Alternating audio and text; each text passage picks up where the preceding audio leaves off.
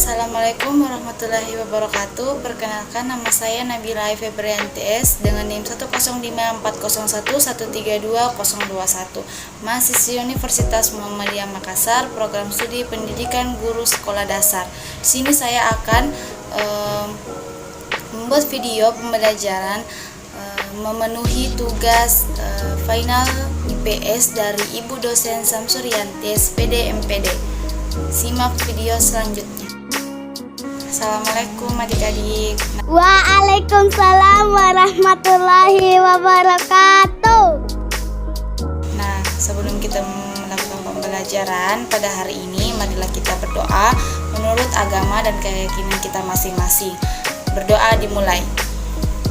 Nah, setelah kita berdoa, kakak akan mengabsen kalian satu persatu. Dengarkan namanya dan angkat tangan. Alhamdulillah, kalian hadir semua pada pembelajaran kita kali ini. Nah, sebelum kita memasuki materinya adik-adik, kakak akan mempersilahkan kalian untuk membaca dan memahami materi yang akan kita pelajari hari ini.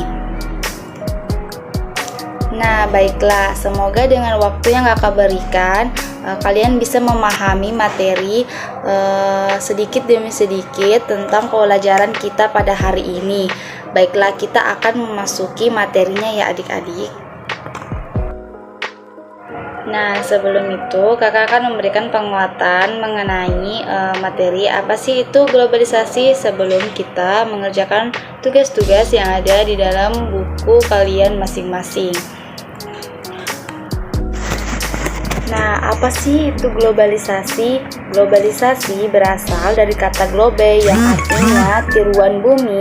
Globalisasi juga dapat diartikan mendunia atau bisa juga diartikan dengan globalisasi suatu proses yang mendunia.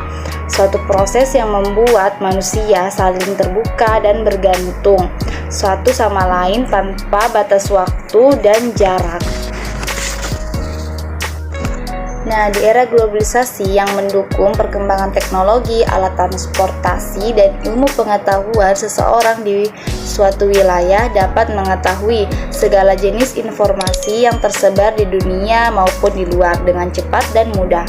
Nah, globalisasi dimaknai sebagai dunia satu atap atau dunia batas. Nah, globalisasi berdampak menguntungkan dan bisa juga berdampak buruk. Nah, tergantung dari kita cara menyikapinya. Nah, berbeda dengan istilah global warming atau pemanasan global. Selain globalisasi, benda-benda luar negeri juga bisa sampai di Indonesia karena adanya kerjasama antara negara-negara di dunia. Nah, mengapa sih barang-barang produksi dari luar negeri bisa sampai ke negara kita? Ada yang tahu? Nah, benda-benda tersebut bisa sampai ke negara kita karena adanya globalisasi. Nah, globalisasi itu bisa mengekspor benda-benda dari luar negeri ke negara kita. Nah, seperti apa sih barang-barang yang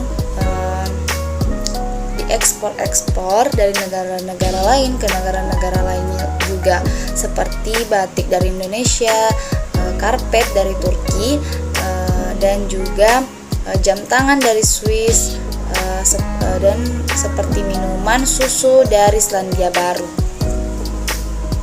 Nah, itulah tadi penguatan materi tentang globalisasi dari kakak. Nah, tugas adik-adik selanjutnya yaitu amati benda-benda di dalam peta di bawah tabel buku kalian masing-masing. Setelah itu, isilah tabel tersebut sesuai dengan apa yang telah diperintahkan di dalam tabel tersebut. Cari asal negara dari benda-benda tersebut.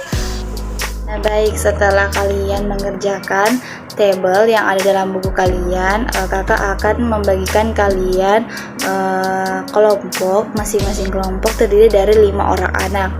Nah, setelah kelompok terbagi, kalian dapat berdiskusi bersama teman kelompok kalian mengenai apa sih yang kalian ketahui tentang globalisasi. Terus tuliskan seperti di kolom buku cetak kalian masing-masing. Baiklah, tugas kedua dari kelompok ini, kalian membaca berita artikel mengenai promosi angklung di dunia. Nah, di situ ada pertanyaan yang timbul dan kalian bisa menjawabnya bersama teman kelompok kalian. Diskusikanlah. Nah, jika ada pertanyaan bisa langsung ditanyakan kepada kakak.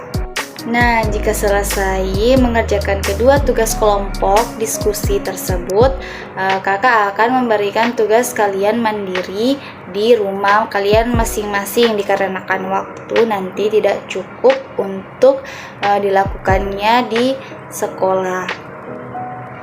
Tugas mandiri buat kalian yakni cari informasi tentang berbagai bentuk kerjasama di bidang sosial dan budaya yang dilakukan oleh Indonesia dengan negara-negara ASEAN.